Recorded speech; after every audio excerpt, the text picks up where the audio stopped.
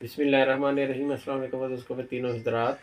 इस मुख्तसर सी वीडियो में बात करेंगे पाकिस्तान में तेज़ी से फैलने वाला वायरस जिसे इन्फ्लुएंज़ा ए वायरस या H3N2 कहते हैं।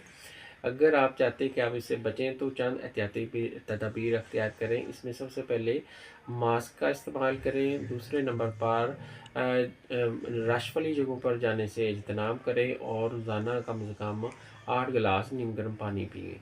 और इसकी अगर आप इससे अफेक्टेड हो जाते हैं तो इसकी जो अलामत हैं, सबसे पहले गले में दर्द होती है, खुश्क खांसी आती है, बुखार होता है और नज़ला इसमें हो जाता है। इसके अलावा जिस्म में हड्डियों में दर्द होता है और बहुत ज़्यादा कमज़ोरी महसूस होती है।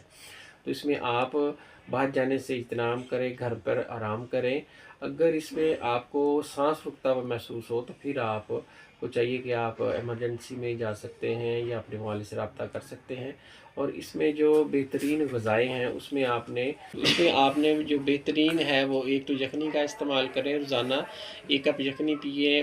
गर्म मशरूबात का इस्तेमाल करें जिसमें आप अदरक का 1 टुकड़ा लें, 2 टुकड़े दालचीनी के और 10 पत्ते पुदीने के, इसका कहवा पिएँ। इसके साथ आप ग्रीन टी का इस्तेमाल कर सकते हैं, बॉयल एग खा सकते हैं, ड्राई फ्रूट्स और नट्स का इस्तेमाल कर सकते हैं। इंशाल्लाह ऐसी ग़िज़ा से आप इस बीमारी से बच भी सकते हैं और जल्द इससे निकल आएँगे। इंशाल्लाह मिलते हैं नेक्स्ट वीडियो में। दुआ में याद रखिएगा। अस्सलाम वालेकुम।